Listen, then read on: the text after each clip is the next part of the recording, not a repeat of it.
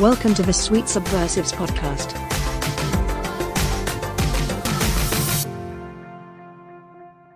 Da da, Sweet Subversives, making a song, making a song. Hi guys, well welcome. It's Sweet Subversive Wednesday, and I'm Heather Biederman, and that's Kara Schultz, the fabulous, and we're just being sweet and subversive today.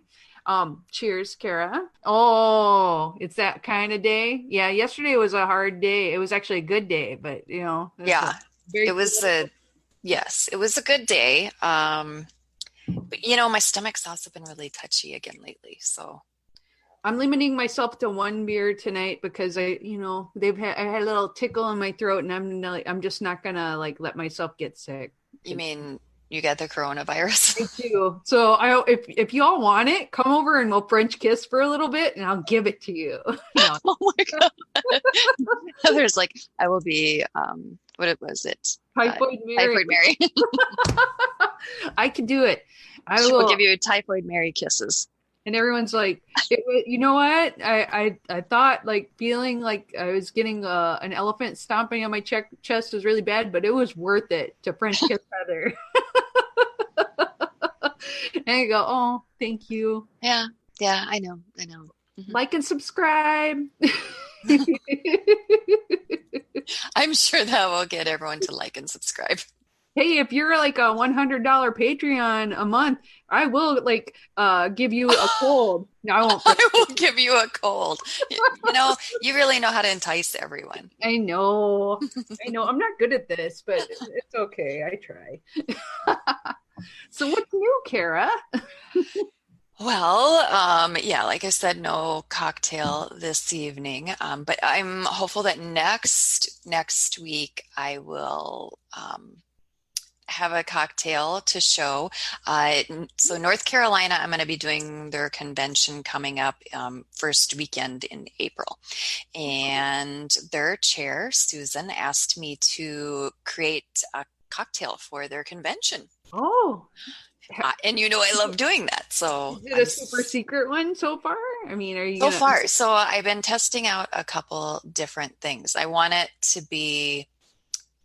to have ingredients that are special to North Carolina. But it needs to be able to be made, by a bartender that's there. So I can't get too finicky with it, right? Oh, and you can't put weird things in it that exactly. Have. Yeah. It needs to be clear because Susan got the real edible gold leaf to float in the cocktails. How fun. So yeah. They're gonna have a good time. In North Carolina, it's always nice. So yes, it'll be a good group and a lot of fun to hang out. Absolutely. And the other thing about North Carolina, and this will be for Minnesota as well, I often bring an item, if a state convention has a auction or a silent auction or something like that, I usually try to bring something, as an item for that. And so what I'm bringing to North Carolina and to Minnesota are these, well, not these exact earrings because I wouldn't do used ones, but they're the little porcupines. Oh, those are so cute. So I'm making these earrings because, we can't find decent porcupine jewelry at all. So I'm like, screw it, I will make it. So, so I'm making a bunch of different earrings, that kind of stuff. So I didn't even know what those were, but I'm like, your earrings are yeah. I'll get a little closer so you can kind of see. Ooh. Oh, those are going to be a huge. Even has the little stars on them and. Yeah, I think so. I think they're pretty cute. So we'll see. So so that's what's new with me. Well, let's see what's new with Heather. I went to an author. It was discussion reading today at South Central College, and it makes me want to write books.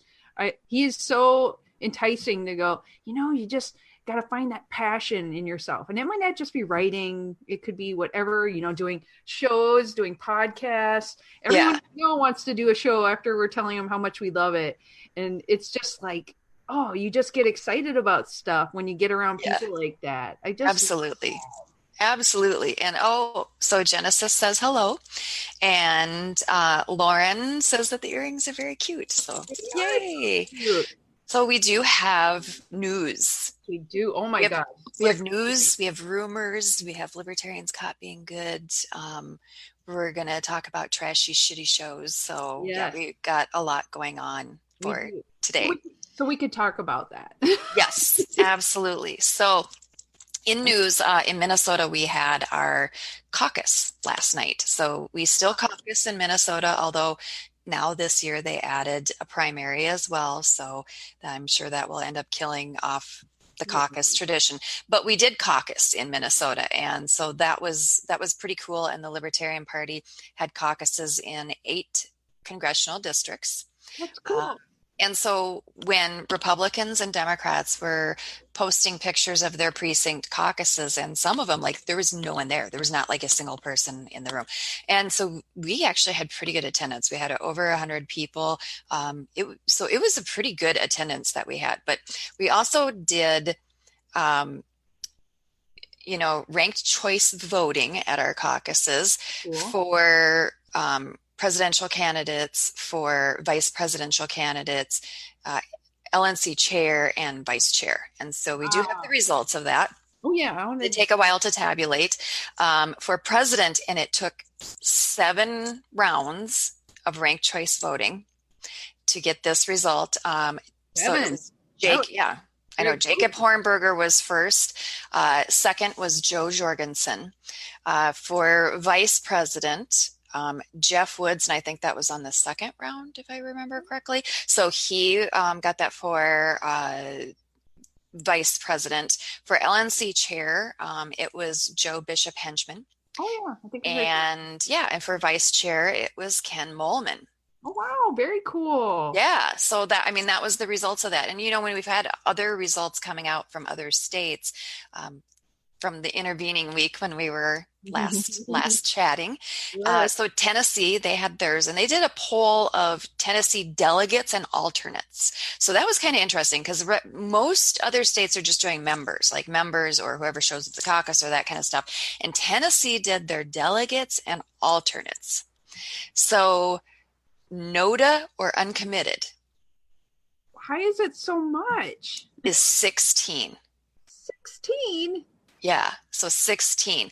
For Jacob Hornberger, there were 11 delegates or alternates. John Mons, 4. And that's a candidate that I don't think up until this point has gotten probably the attention that he deserves. Yeah. Vermin Supreme received 3. Adam Kokesh received 2. And then in the chair race for Tennessee, amongst their delegates and alternates, it was Joe Bishop Henchman with 8. 8 were also either NOTA or uncommitted. Oh, wow. 4 for Joshua Smith. 3 for Dewlap Nelson. Nelson. Hey, isn't that a lizard? It's a lizard. Yes. It's a lizard. Actually, I'm on, I think I like that page, the Dewlap page. So I could see voting for Dewlap. Well, and I love that. I gotta find a picture now. I know.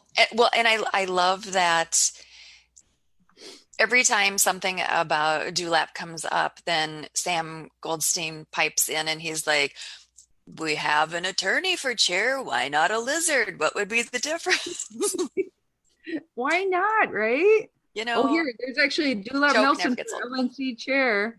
Yes. I'm gonna just share this Pop page it up because we gotta see. It's super funny. Okay, share screen here and Dewlap for LNC chair. He don't give a feck. Isn't he handsome though? I mean, he is. I mean, I'm a little nervous by the leg up. I know it's a little loose, little suggestive. But why not throw a little sex into a campaign? I mean, just a taste. Sex does sell. It does sell. I don't know with lizards, but I've heard people say they thought all the presidential for not LNC, for the Democrats and Republicans were actually lizard people, but I don't know if that's true. So maybe we could have our own lizard person and compete. Well, and I don't know if Dewlap is eligible to run because he has not signed the NAP. Yep. because he does like to bite chonkies. So Yeah, he I think a lot of the animals that we'd like to have in the Libertarian Party are not willing to sign the NAP because no, honestly, the non-aggression principle doesn't the, apply to them. right. They're kind of into the aggression. They have an aggression principle. Super into it. Right. Oh, and then, okay. And so I got diverted by the lizard. Yeah. And then Mike Shipley had one delegate. In Montana, Chafee and Hornberger were tied with 8 each. Oh, Mons 5, Armstrong 3, Berman 2, Ritchie 1. And I think that's the first vote Ritchie got, if I remember correctly. well, I was going to ask you, like, if the number one for that state is NODA, do they go to the next one on the list? I mean, in Tennessee, it was NODA for. Right. Although it's NODA uncommitted, so it's not a true NODA. So this doesn't. They combined them. This is just to let them know who they're supporting. Yeah, because our bylaws say that you can have primaries, you can have caucuses and all that kind of stuff, but you cannot bind delegates to that. So delegates get to vote however they wish to vote in Austin. But this does kind of give people an idea of where the race is headed, that kind of stuff. And it's fun and it adds interest, truthfully. I mean, that's really what it is. So that's what we do. Yeah. In Arkansas, Hornberger, 21. Chafee, Mons, and Robb, 2 each. Dunham, Berman, Whitney, and Noda, 1 each. Cool. And then we have the Florida straw poll, which is Hornberger with 29. Mons had 22. Berman Supreme, 21. Kokesh got 10. Berman 9. Jorgensen 5. Vorha 3. Whitney 3. Chafee 2. And Noda 6. 6. Wow. Yeah. That's pretty cool. Yeah. Yeah. Seeing it all come together. I think so. Yeah. Oh, and we have a note here that says that Race has donated a print of Dewlap to LP Artists Silent Auction for the LPMN convention. And that is held in Minnesota on the 28th, which we will be at because we're doing the hospitality suite. And so she posted a link for getting your tickets. So awesome. And I might have to bid on that. Well, I might be too. I'm just saying. Might have a bid more. Yeah. Especially if I can take it to National and get his little paw print. Oh, how cool would that be? Oh, yeah. I want that so bad. One of us has to walk away with that because that's happening. Yes, absolutely. Cool. Absolutely. So now we get onto the rumors. We're going to kind of stick with Florida news. So, Heather, if you can recap kind of what happened with the Whitney campaign. Well, prior to Florida, and then once we jumped into Florida. So, okay, on the Whitney campaign, it was a lot of Mark was calling candidates swear names. So, in LP Florida, they were live streaming the debate, and I just throw in my 2 cents. So I think of that almost like being on the news. Okay, yeah, absolutely. A general audience will be watching it, and they say swearing is not allowed, but he kept doing it, and he started. Well, he substituted words. Yeah, what was it? So like? He almost did it like God. What was that movie where they would say Fargan ice holes and? Oh God, I'm trying to remember that. That was that was an old movie. Oh man, I know what you mean though. And it was when movies like Airplane and that kind of stuff were coming out. It was like those silly comedies. So he did that.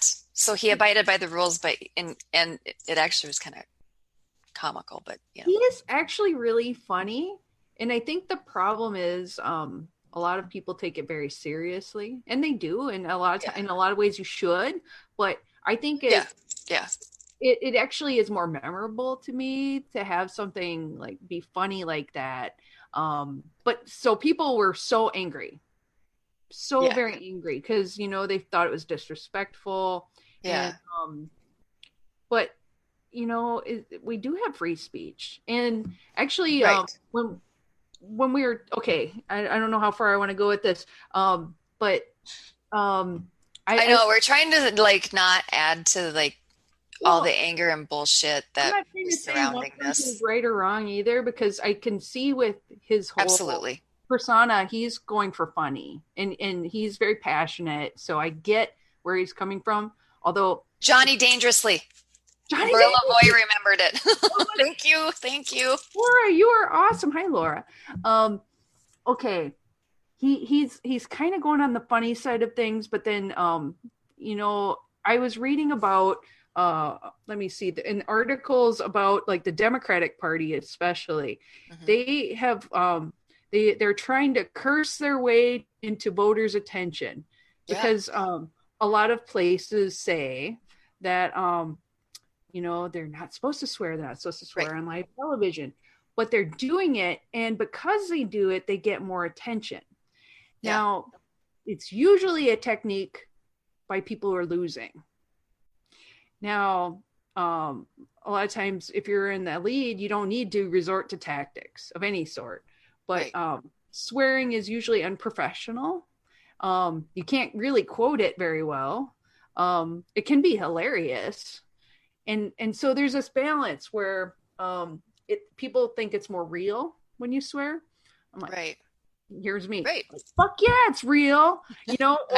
I know it's so for like, real. although we do have the disclaimer that we are adult content. But like when you hear me say something, you go, yeah, it's real, or F yeah, it's real. You Yeah. listen a little bit more maybe when somebody's swearing. So So like an attention getting device. it's definitely an attention getting device, and it worked, because not only were people pissed, he had like death threats. I mean, Yes. I don't know how serious these death threats were, because like people are, hey, you should die. But Right. a lot of things got taken down before I could even see it. Yeah. But And Lauren says, I think more people felt the rug was pulled out from under them because he came out as a very serious candidate. Then he did the Jekyll and Hyde thing, and people feel taken advantage of. yeah, And, when you're getting into issues of free speech, especially when you're in political speech, that's where people want to push boundaries as far as they can, and I think they should be able to. At the same time, I also believe in freedom of association, yeah, and that a private group gets to set its own rules for its event. They get to. Absolutely. And so it's difficult when you have, competing ethics like this. Yes, you should have freedom of speech. Yes, you should also have freedom of association and being able to set the rules for your group. So it seemed like it was it was just a messy collision of competing values, like values that we hold really dear. And how do you balance those values? And it's difficult when it's playing out in public, like that. And then, people are taking sides, and they're, getting upset and all that kind of stuff. And I think it was hard. And I think a lot of people got caught in the crossfire as well. So because they thought he was a serious candidate, and then he is swearing, and you don't know, is he serious? Is he joking? Is he making fun of everyone? And that yeah, was things I read, and I always kind of take a lot of this stuff with a grain of salt, because like things change so fast in politics. right, One day he might be like that, and the next day he'll be no swearing, straight shooter, and he's not going to do it again. And you don't know, or he'll go worse. right. You never know. But I was kind of waiting for those old fashioned hooks that come out and pull people off stage, like, and you're just like, is this going to happen? Is somebody going to stop this? What? But they didn't. No, they didn't. They had the debate go on, and they had, everyone got to have their say. So, I think it was really, I think that was good. That is what we want. Like we want people to be able to have their say. We also want to be able to find out, our prospective candidates' opinions and all that kind of stuff. And I do think he is a serious candidate. I got to talk with him in California, and he was like a wonderful person. He very kind, very, nice, all that kind of stuff. Well, and I thought at the end, I thought I saw a picture of all the candidates like hugging it out or something. Like, like I don't know if it was real or if it was something where they're all like standing together, like, yeah, that was really good. But it seemed sort of friendly. I don't know. Yeah. Well, and it's difficult when you're campaigning as a candidate, and this is every candidate. This is every candidate. Yeah. Just understand that your IQ is going to drop by about 40 points. Really? Because you are under constant, unbelievable stress, and it's fight or flight type stress. And you can't fight and you can't flight. So you're like super self-contained, and it just, so you got like this stress ball that's just ricocheting around in your brain. And when you are under stress, your brain just doesn't have very good decision making. It doesn't, the more often that you're under stress and you have to do decision making, you can learn to do a better job on that. So, I mean, it doesn't matter what candidate it is. And candidates are under a lot of scrutiny as well. We watch every single thing that they do. And if you aren't rooting for that candidate in the first place, and again, this is for any candidate, I'm not talking about a specific candidate, people are going to watch for something to really go after, and so they're always looking for, some type of faux pas, or, if you misspoke or, all that kind of stuff. That's what they're looking for. And then, and then you feel defensive and your campaign team feels defensive, and, and it just gets into this like tight spiral. And I mean, you just watch a lot of candidates and campaigns struggle with this, and you watch about almost every candidate, almost every campaign struggle with this. And this is normal, but it's also a time when we get to see how our candidates behave, how they do react under stressful situations. And, is that what we're looking for or not looking for? And depending on the person, I mean, we're looking for different things. So, everybody has good qualities and everybody's got bad qualities, and maybe you have certain ones that appeal to you more, both good and bad. Absolutely. And oh yeah, we have a lot of people commenting. We have a lot of people commenting on this. And people are saying, listen, I've got a delegate spot in Austin and I'm watching this, and and Amber's saying, yeah, stress and scrutiny. Absolutely. And Chase is saying the purpose of a primary is to see how a candidate acts under pressure. That's why we vet. Oh, Lauren says Kara for president. Oh my God, please no, don't curse me that way. That's really evil, Lauren. Don't don't say that. But I do want to talk about something kind of serious that's related to this. Okay. And that is so the allegation of death threats. Yeah. And that's one of the things that came out. And for a brief time, Whitney had suspended his campaign and had related that it was due in part to the death threats that some of his staffers received. And, I'm not going to go back and forth on whether that's true or not. Okay. Personally, I think it's true. Do you? Absolutely. Okay. I know the person that says they received a death threat, that it was done by phone on voicemail. They have turned that over to the authorities. Good. And what the person did was they handled everything exactly correct. They sent an email, they had decided, okay, this is not something I want to be involved in. This is past what I want to deal with. And I think that if you haven't been involved in a campaign before, you don't realize that you probably are going to receive death threats. Like that's part of it. That's a sick, sad part of our culture. And that's just the deal. It's horrible. It is horrible, but they were really taken aback. And so they sent an email into the campaign and copied a couple other campaign staffers and just said, I am resigning, just to let you know, this is the reason why I'm resigning. And they did so very professionally, and they didn't splash it about. They didn't make a big deal out of it, but right when it became public that death threats had, that there was an allegation of death threats, what I didn't like that I saw online and what I would really hope we could change within within the Libertarian Party was people who didn't like the candidate attacked the person who received the death threats. And this person, we need to treat each other as individuals. Yeah, we're people. We're all people. We may just because you don't like that candidate doesn't mean you go after someone and re-victimize someone, because they are a victim to receive a death threat. And it was a concern. And, and they felt that there was some credibility to it and they had some concern. They were doing everything right. And they did not ask to be hounded on social media. They did not ask to have their ethics questioned, their integrity questioned, or anything like that. And what I would hope would be that if we would hear, because, we're all about the non-aggression principle and we don't think that force and fraud should be used.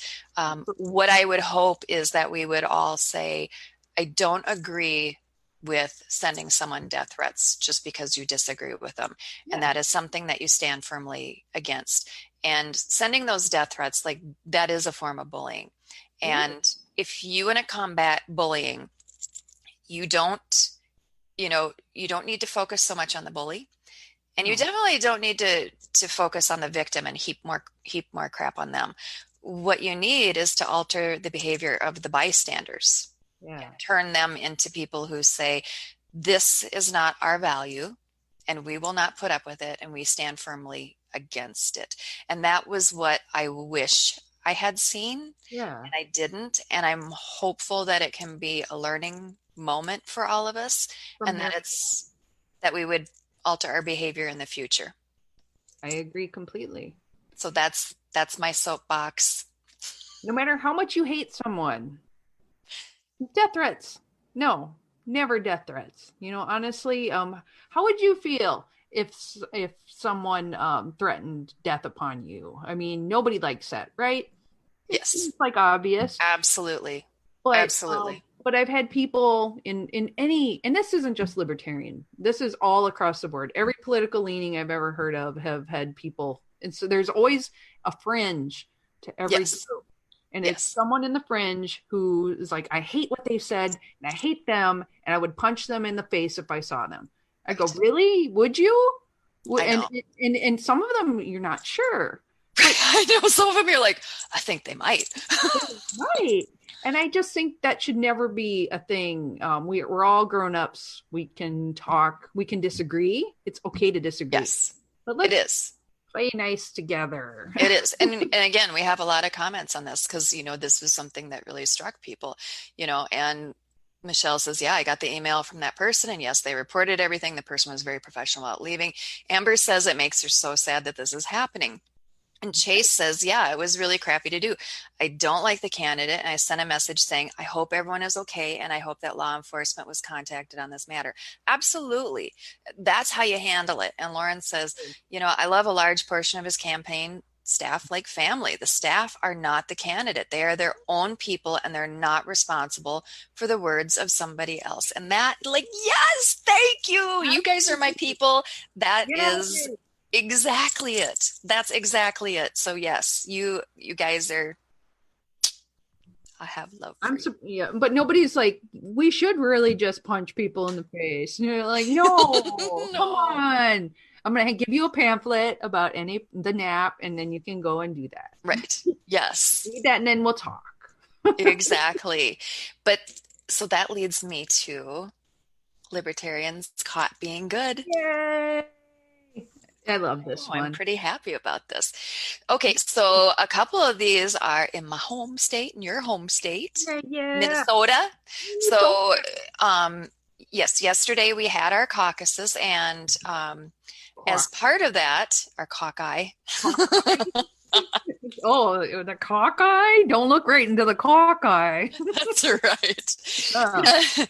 And as part of that, we are doing these postcards that we're sending out. And we brought the postcards, and there's a postcard addressed to each person that is on the Senate committee that is holding our dang bill for ballot access in Minnesota hostage, right? So they laid it over, and we want them to vote and advance it out of their committee, and instead, they're trying to kill it in committee. And so we had these packs of 10, so that each person got a pack of 10 of these postcards, and you sign it, and then you put your name and address on the outside of it. And we had several people at each of the congressional district caucuses that not only help spear this up and get it going, but they paid for the postage. Like, they brought stamps because they're like, we're doing this, fill it out right here. We're putting the stamps on, I'm taking them and I'm mailing them. So we had Anita Hansen doing that. We had Eric Cullen doing that in my district. I and Pat Barnum and her son Leon did that. So, I mean, we were collecting them, and I mailed them out. We were all mailing them out this morning. We're trying to hit a goal of each one of those 10 committee members getting about 200 of these. Good. So, that's what we're doing. So and it was just like a spontaneous thing, because we were bringing them, and then people were like, yeah, I'm doing the stamps. We're all in this together. Let's do it. So yeah, so that was fantastic. Also, so Jill Galvin, who is in Minnesota, she wants to give a shout out to a libertarian she caught being good. And she says, Kara, can you add John Prevost to your caught being good list? He ran the CD8 caucus for Minnesota with just under 24 hours notice, because the person who was supposed to do it ended up in the hospital. So he totally stepped up to the plate and ran it, which running this one was not easy, because again, we were doing that ranked choice voting, which we've never done before. This was not an easy one to run. So thank you very much, Joe. You definitely are a libertarian caught being good. Yay, Joe. Love you. Tracy Dupre wants to give a shout out to Angela McCardle in LA County, who is also their county chair. Oh, yeah. And she said that, this week she had seen her being really supportive of a friend in need. What she found out was she reached out to their community of friends in the Libertarian Party to give encouragement to a friend who got some really overwhelming media attention. And, she's a very caring person, and, she just stepped in to make sure that person felt loved and supported. And that's a big heart. I want more of that. I love that. That makes me really, really happy. So, yay. Oh, and Chase says, when you do a good deed in Minnesota, you win a complimentary hot dish. That should be a thing. I think so too. Like, or maybe a Jell-O salad. Oh gosh, I don't even know if they know what Jell-O salad is. You guys know what Jell-O salad is? Have you had it? And here's the funny thing. So a Jell-O salad can be so many things. Yes. It's kind of like the hot dish of Jell-O. So it can have fruit. Usually it has fruit in it, and then like some type of whipped cream mixture on either top. Mixed in it or on top of it. Yes. And it can be totally mixed in. Or it can have vegetables in it. I am like Scandinavian, so I know all about this. The most popular one at our house is orange Jell-O with carrots in it, like little slices, tiny little slices of carrots. Sometimes there's pineapple. Oh, Chase says, yeah, we don't do Jell-O salad in Georgia. No, this is such a Midwestern thing. We also make something called aspic, in which my husband laughs every time I say it, like if you're picking your ass. It's like tomato Jell-O. Yes. It's I don't know, hardly anybody has had it. And I keep telling my mom, love it though. I love it. It is really good. Yeah. But I tell her she should put some vodka in it and just tell people it's Bloody Mary shots, and people would probably eat it right up. But yeah, so I love aspic. Jell-O salad. It's another thing. I love layered tomato aspic with basil layers. Oh my God. It's like what do you call it? Like very Italian and yeah, and the French margarita pizza or something. Yeah. Oh, and we have one more. Oh, yeah, One more but- libertarian caught being good. Uh, So Sarah Daggers, who is an activist extraordinaire, yay. she says that several of them, they did a rally, which is leading to Sarah speaking on the 8th with a state rep and a law professor, and then another person who was at that rally being interviewed on the news. So they all, stepped up and actually showed up, right? That's part of it, is showing up. And these are the things that are branching out from it, from them showing up and doing that rally. So that's pretty fantastic. I love So that. yay for all of our libertarians caught being good.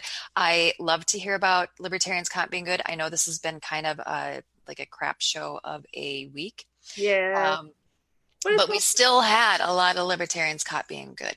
And if that's because there's a lot of them who are really good people. Absolutely. All the time. And, and they should be getting the time and attention and love. So we want to make sure that they get the time and attention. I tell people about it, because you know what? You may hear enough about the bad news, but come here and you get the good news. Exactly. And this is a topic that is near and dear to Sarah's heart. Oh, yeah? Which is sex workers. Oh, yeah. That's right. You got to see something cool this week. I did. And you would have liked it because it involved beer. I couldn't drink the beer because, celiacs. But so if you ever need someone to drink beer for you. They have these history events at a brewery, but they also serve food as well. It has a restaurant in it. And the building itself is a restored building, and it is the oldest commercial building in St. Paul, Minnesota.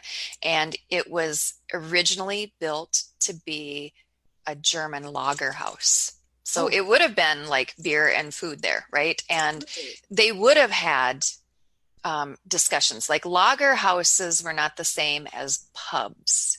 Yeah. Lager houses were meeting houses. Kind of political centers. Political, but family and all that kind of stuff. Cultural center. More like a cultural center, I would put it that way, right? But because they're Germans, it was beer too.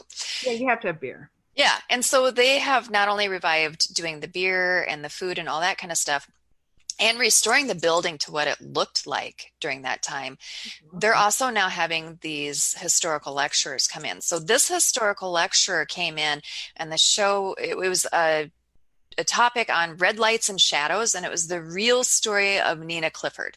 And Nina Clifford is an extremely famous madam. Like, she was the top madam in St. Paul. Infamous, right? Cool. There's books about her and all kinds of stuff.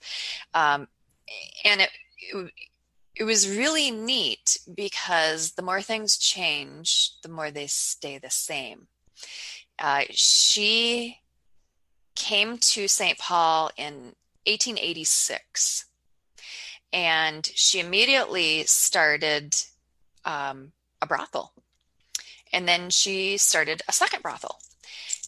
But her brothels were like top notch. Like the one that she built, it was all brick. It had fireplaces in it. It, had marble, and just, it was gorgeous. And, she contracted a famous architect to do it.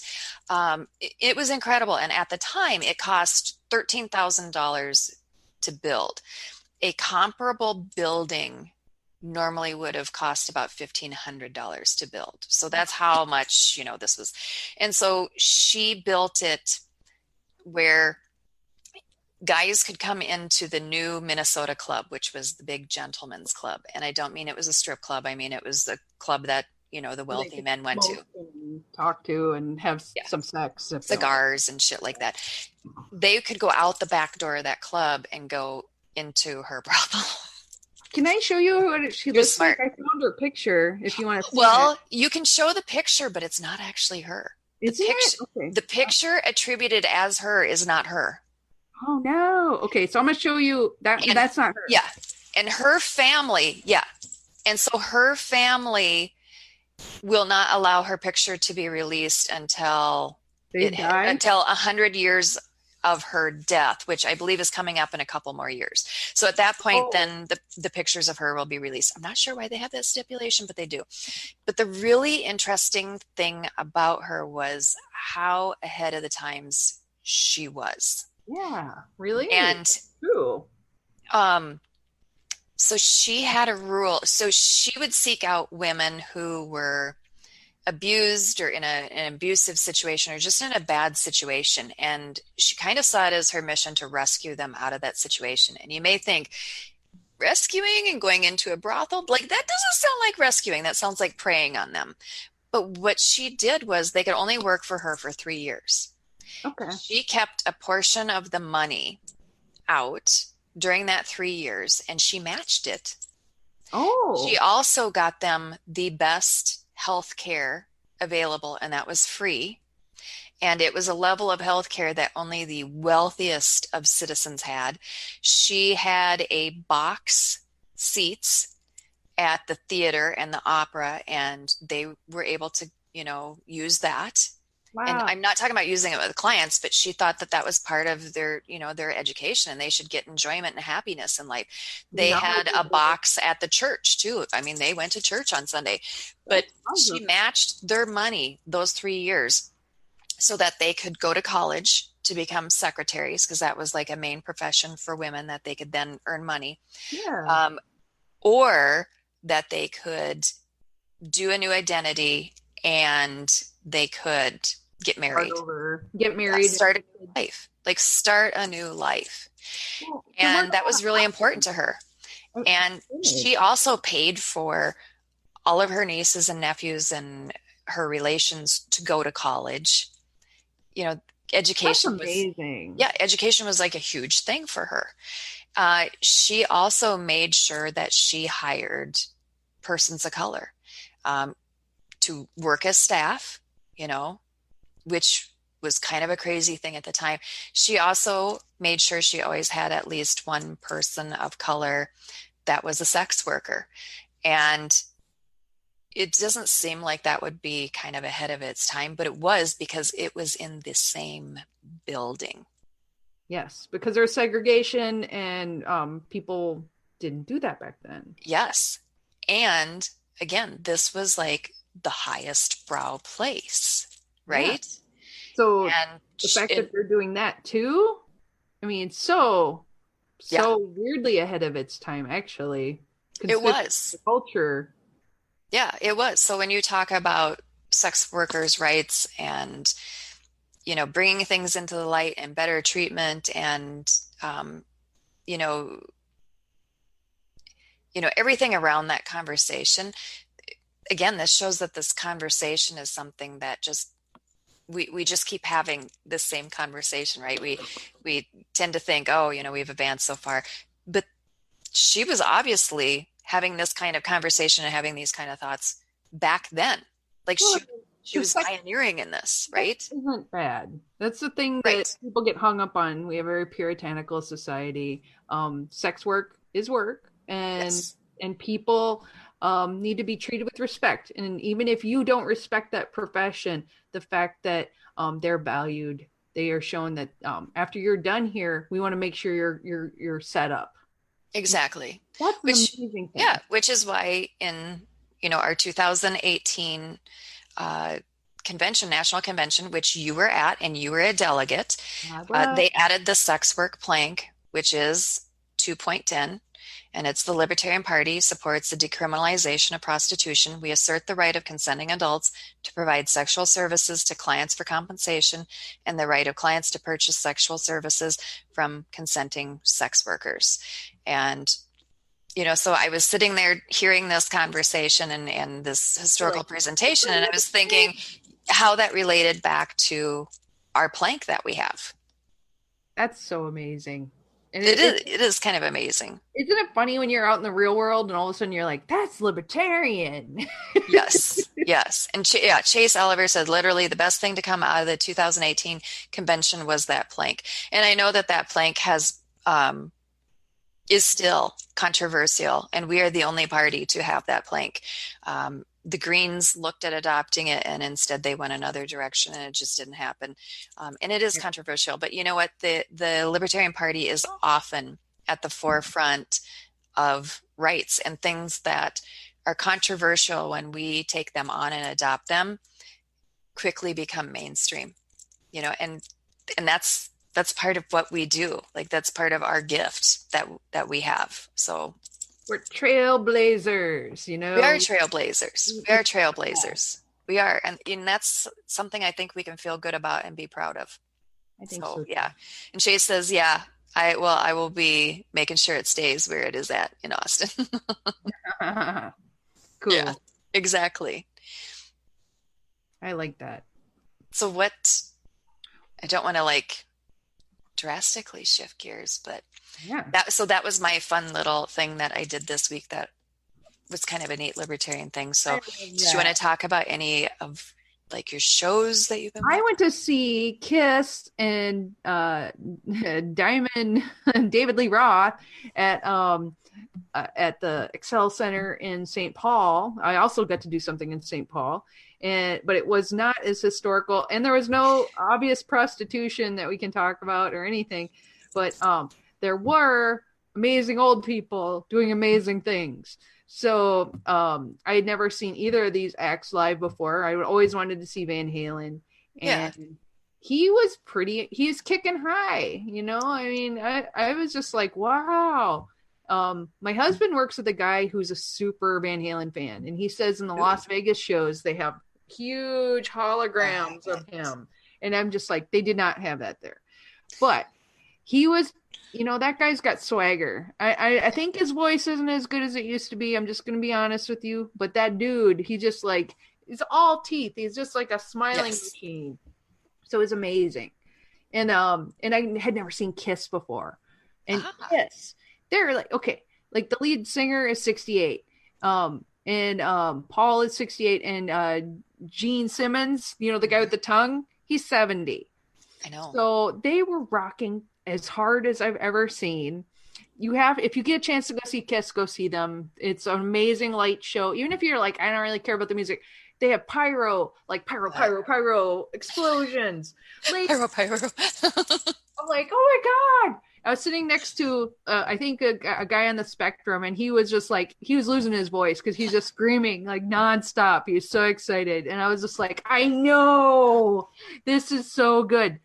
And I was terrified too, because, there's one part where they have this kind of hook thing, and they flew Paul across the crowd, and then put him down on a stage. And I'm like, that guy's 68. He could die. Put him down gently. Because and Andy said that he had hip replacement surgeries and stuff, and he's still rocking out the whole time. And Gene Simmons with his giant tongue, he was just I've never seen anything like that. That's a special effect on its own. Oh my God, it was crazy pants. So I don't know where I can go with non-aggression principle or anything with that. How do I tie that to libertarianism?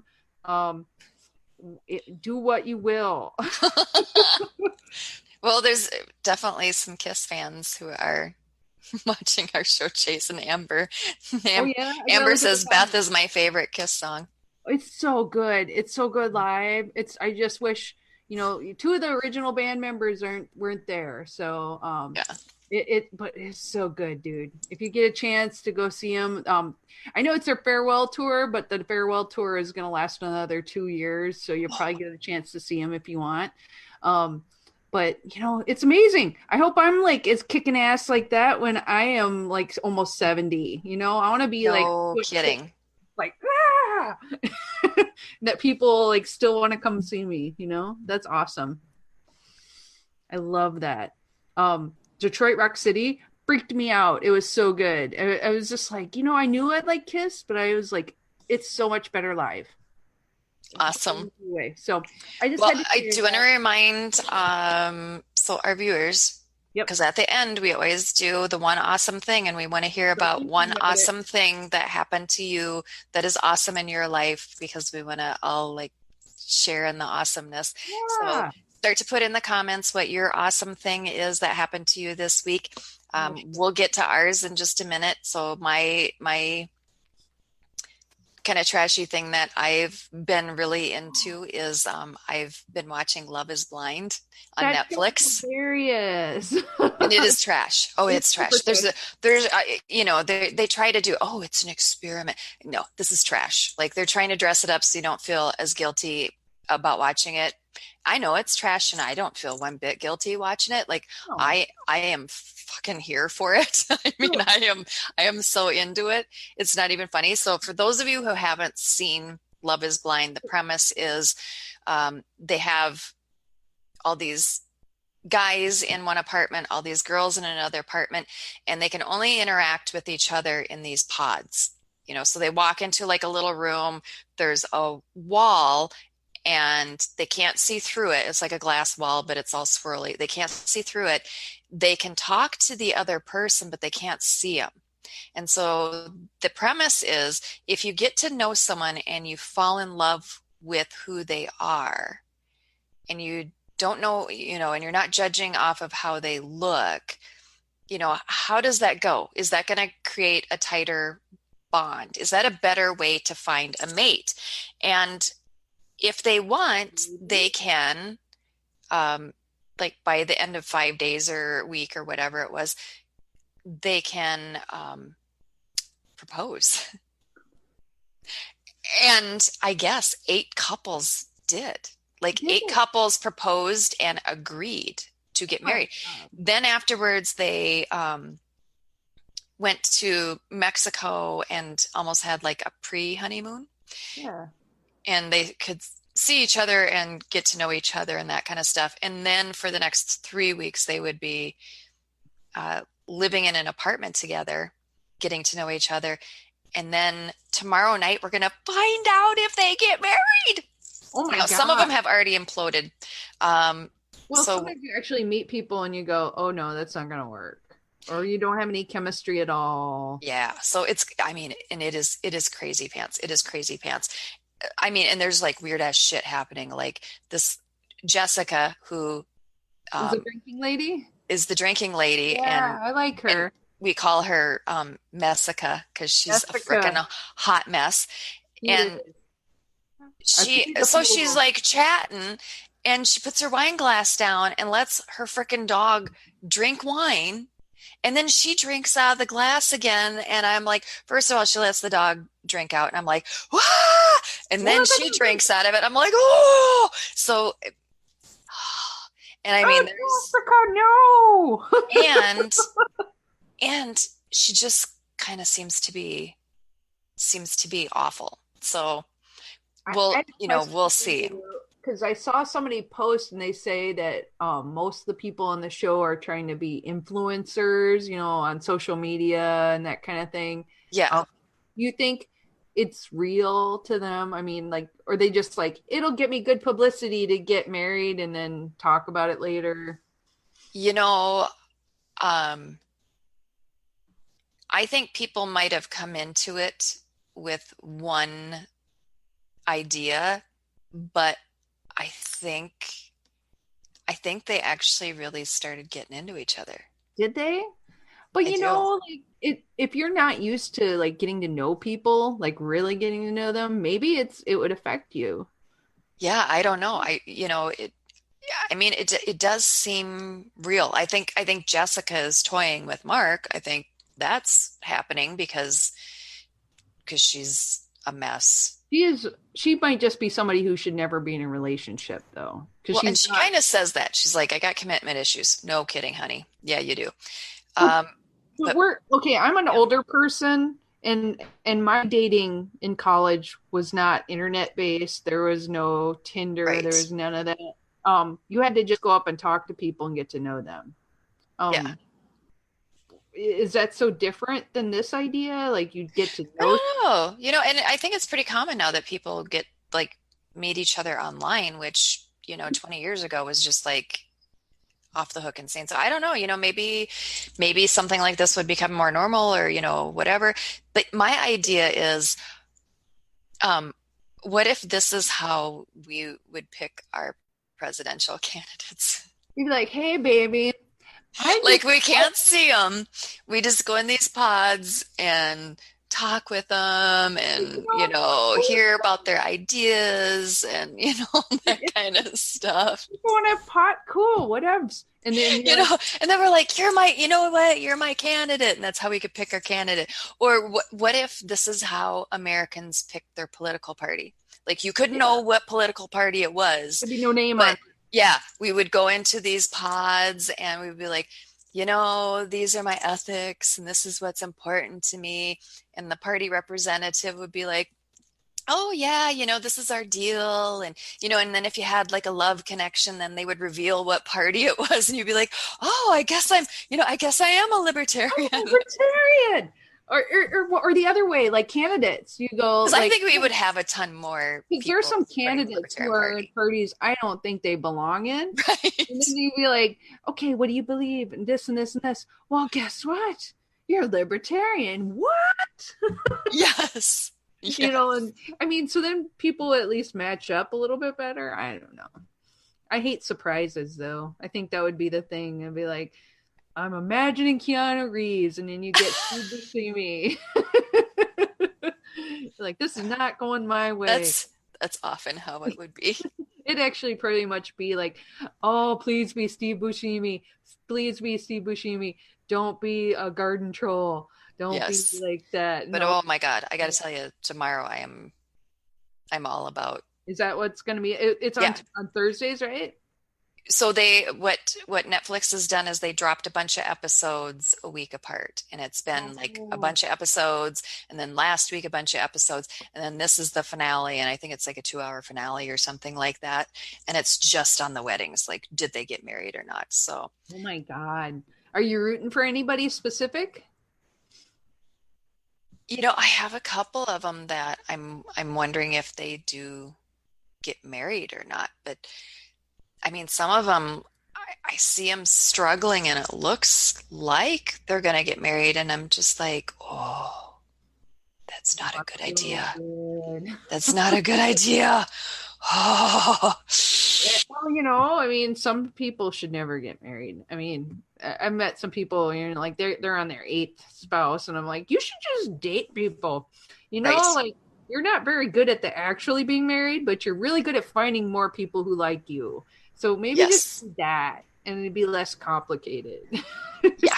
Yeah. Oh well, I think it's time for us to say our one awesome thing. So, do you want to go first, or do you want me to go first? Or what do you want? I once again, I can't pick. So I'm today I had a really good, awesome thing. I teach classes on library instruction every semester. And today I was in this class, and sometimes you get classes where people are like zombie face, but this class at the whole front row was all these girls, and they were like, and looking up at me, and I'm going, oh. And then one girl, I go, well, were they hot? No, they're not hot. Nobody's hot in college. They're all beautiful, but whatever. Is that a question in there? I just totally threw you off. Oh man. Okay. So what state? I just keep seeing the wrong things. Okay. Yes, they're hot, but not in the way that I would notice. Okay. So anyway, the one, I asked the class, like, have you been in the library? What's in the library? And then the one girl, she's like, this and this and this and this. And I'm like, very good. Now you're a librarian. Come up to the front of the class and teach the rest of the session. She's like, ah! And I go, no, that's cool. And she goes, I love this stuff. I'm a book nerd. And I'm like, please be all book nerds. I want book nerds everywhere. And it makes me so happy that people still read books. And yes. That's a college class, and that they admit in front of all their colleagues, their friends, yes, I like reading. I'm into it. And she had really great questions. And I was just like, that made my day. That's like the whole kind of thing that you can have some bad times where people are sleeping in classes or even being rude and talking to somebody. And you're like, hey, I'm talking here. But I know. But like when they actually are into it, or like every once in a while you get one that's like, oh, I'm totally gonna go do this right after this. I'm so excited. And you're just like, no way. You're excited? Cool. But like that made my day. It really did. That is awesome. It makes it, you want to keep doing it. It's just when people are so into it. So No, that is awesome. Yay! I think that is pretty awesome. They paid attention. They did not fall asleep, and they liked it. All good. That's all good. Oh, Amber says that she's for sure going to be watching Love is Blind tomorrow, and that she's on team Lauren and Cameron, and I have to agree. They're probably about the only couple that I think should actually get married. Do you think if any of them get married, they'll last more than a year? Maybe Lauren and what is it? Lauren and Michael? Cameron. Lauren and Cameron. Cameron. Okay. Yeah. So my awesome thing is we got a bill introduced. This is different from the LP bill. This is like a personal thing. Last year, Minnesota passed some pretty awful legislation restricting pain medications for people. And it's had a really horrific impact in my state. People who really need pain management just aren't getting it. And we have had suicides. We have people entering hospice early for end of life care just so that they can get pain management. It's been horrific, but we didn't give up. And we do have a representative in Minnesota, and he has now introduced House File 3746, which will correct a lot of this, provide a lot of, oh my God, Rory, a lot of protections for patients so that they can actually access pain medication. The other nice thing that it does is it protects doctors, because the doctors are scared shitless because they're getting nasty grams from the state saying they have to further reduce. I mean, we already reduced in 2 years 50% the amount of pain medication that they are prescribing. Now they want them to reduce another 30%. And so they're concerned that the DEA will investigate them, because they will, and that they'll do civil asset forfeiture. And oh my God, that cat, that is hilarious. So that bill was introduced, and that is my super, super awesome thing. And so we have that bill that's introduced. See, Rory's celebrating. He knows. And we're getting sponsors for it, and we're getting sponsors on the Senate side as well. And so I'm hopeful to get more people sponsoring it, but we need politicians that have a spine and a heart, and that's not an easy thing to find. So I'm hoping that we can get support for that. So I do want to read some other people's their awesome thing. Are you able to see their comments, or? It's kind of coming in slow on mine, but I'm getting it right back. I refreshed it just so it should be all good now. Oh my God. Rory's just giving me eyeball. I'm going to sit on your keyboard.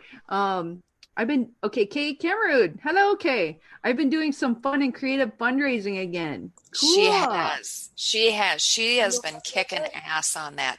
And the fundraising that she's been doing is for our convention, and it's going to be a spectacular convention. She's definitely going to be helping. Like Amber's, her good news, I've been reaching out to potential candidates to run for governor to help us maintain ballot access. She has a candidate who is willing. He seems super great, and her heart is super happy that someone has agreed to carry the torch, and that is in Utah. And that is a big, awesome, wonderful, fantastic thing that is going on in her life. So I am happy that she shared that, happy that Kay shared hers. Just scrolling to make sure I don't know why mine don't all show up. I only have 4 at a time, and then it says 58 comments, so I don't know where they are. So Facebook now is stacking them, and you have to click that other comments thing. Oops. Do you see? Sorry. I clicked on the actual sound. I'm sorry. Can you hear me? I can hear you now. It was rising all the way. I'm like, don't do 2 videos at the same time. That's too loud. Yeah, I don't know why I see Sarah Dagger saying hi. I don't know. I just it won't let me open it. That's kind of weird. Well, one thing I wanted to show, and I want to go out. of our show tonight with something that was really spectacular, and Chase pointed this out, and a few other people pointed this to me. Before you do that, though, we have Yes. to talk about Oh, our Patreon account. yes. So you do that, and I'll get the video ready. Get the video ready. Okay, so as you know, Kara and I are really excited to do this, and we want to do this every week. But we have two things we wanted to share. If you love our show, let's see if I can find the page. Yes, I have it. Okay. We have a Patreon account, and I'm going to put a link in our on our site, on our Facebook page. Let me share screen, and I will do that. And I will go somehow to show you the Sweet Subversives Patreon account. You can just go to Patreon too if you can't find our link. But we have membership levels, and you got our new logo, which I love. Yay! And $5 a month. For only $5 a month. It's like those charities where you're giving for just a cup of coffee at Starbucks. You could once a month get a shout out to a libertarian being good, and you can do this in person. You can do it online. We'll post it for you. We can figure it out. You choose if you want the shout out to come from you or remain anonymous. And you can do this one-time donation, or you can keep it as a regular reoccurring one. We love you, and we will be super grateful. And we'll have like a list of people, if they want to be called out, we can have that every week. $10 a month. Each show will give you a shout out because you are making it possible. And for $20 a month, access to our super secret community. We're going to have a secret page that only you can get into if you're in the $20 a month club. And there's one more, and then you find out ahead who caught being good, and the beer feature. So eventually some of this stuff's going to get more and more secret. So, only the secret club might be able to get into it. And then there's a fourth level, $50 a month. That's everything in all those other tiers. Plus, you can join us live on one of our podcasts. You can be our special guest, and we will talk to you, and we'll have a blast. We always have fun, but we'll have a fun time with you. So please join us on our Patreon page, patreon.com/Sweet Subversives. So I'll post a link on our Facebook group so you'll be able to find it. The other thing I wanted to mention is on Amazon, we have a wish list. And this is just stuff that we'd really like to make our show a little more professional for you. And I think I added, this is not all of our stuff because I I have like my evening. Yeah, no, I think like we don't need that. There's one though. Let's see if I do the right list. Oh, it's a podcasting wish list. Yes. There we go. That would be my personal. That would be a personal list. Yeah, I was but if you want to buy me those items, I'm totally game for that. I'm going through like green screen, lighting, portable, which we'd like to have for going to. Yeah, at least it was underwear or a dildo or something. That would have been really awkward. I'm like, yes, the Sperminator is what I want for the show. What kind of show are you doing? No. No, but I mean, it's like tools that would actually make it so when we're on the road, we can actually come and maybe do conference stuff and go interview people. And I think it'd be really cool. So these things aren't like the necessities of life. Obviously, we won't die if we don't get them. But how cool would it be if you could help us like get to be a little bit better? So we're going to post a link to that on our group page too. So. And plus, I would definitely be using it for the candidate training that I do. Yeah, no doubt.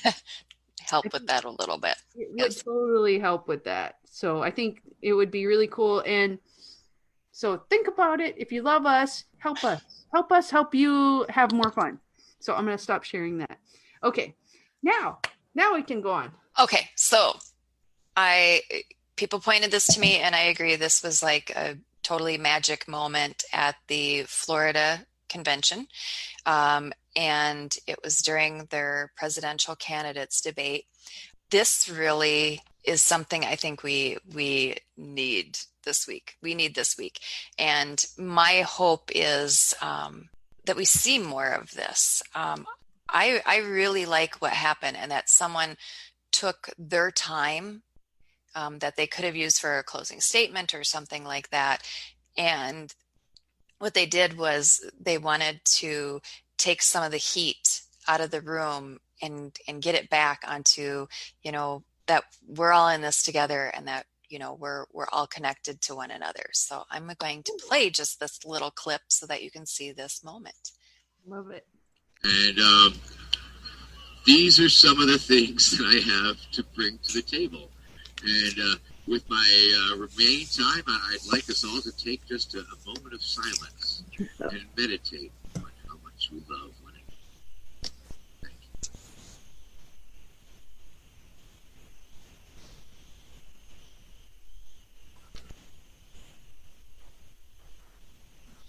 Thank you. Was there any more cards? Is that not awesome? He's so cool. I think that's awesome. And I mean that's what we would like to leave you guys with is we should do more of that, realizing that, we're all on the same team, we're all in this together, and that we all have a lot of love for one another. So see you next week. Yes. Well, guys, see you next week. We love you and keep being sweet. Bye, guys.